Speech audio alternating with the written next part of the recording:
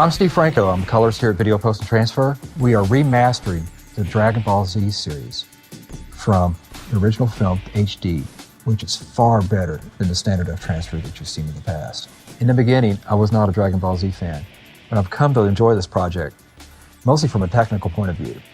First of all, my main purpose in this project is to make it look as good as we possibly can. The remastering process is by far the most important thing that could happen to this project. It's important to keep the integrity of this material, and actually what's beautiful about these prints, I must say, is they haven't faded one bit. They haven't aged at all.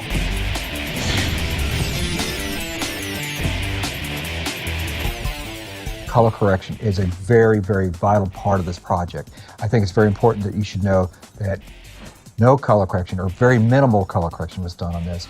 I think I faithfully reproduced it as the artist might have wanted to see it. I try my best to give you the best reproduction of this image. I try to be as faithful, and I try to put myself in the artist's point of view and try to figure out just how he wanted those colors to look.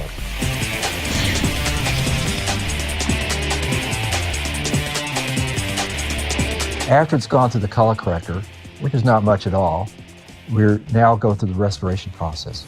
The inherent quality of the film has grain, it has dirt, and it has scratches.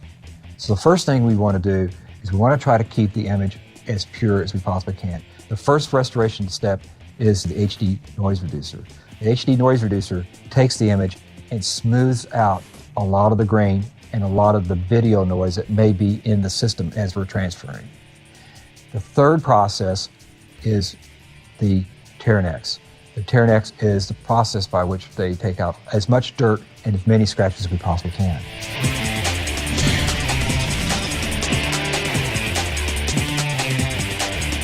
The Thomson Spirit Data Cine is $1,250,000.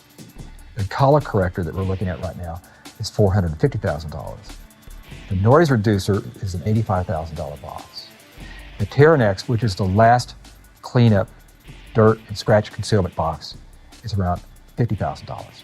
So, you're looking at over, $2 million worth of equipment to do this process.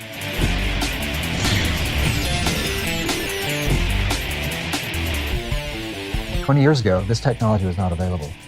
20 years ago, you could not do what we can do today. 20 years ago, you would have to sit down and paint out frame by frame by frame.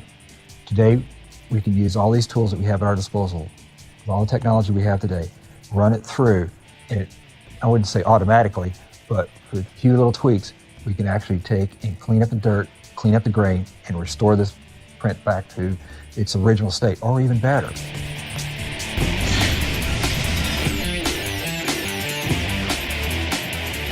In the early days of television, everything was done in 4:3. In HD, the standard is 16:9. So we're kind of reconforming a little bit to fit a 4:3 image in 16:9 format, which makes it a lot more appealing, fills the image up, and just makes it more impactful. And as you watch a 16:9 image versus 4:3, it's really interesting to note that it's more cinematic. So you should see a lot more.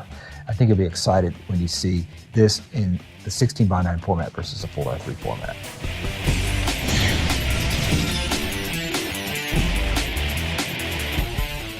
I'm excited for Dragonball Z because I know it's a well-known anime. I'm excited to be working on it because the restoration of this project is very important to you guys, the viewers.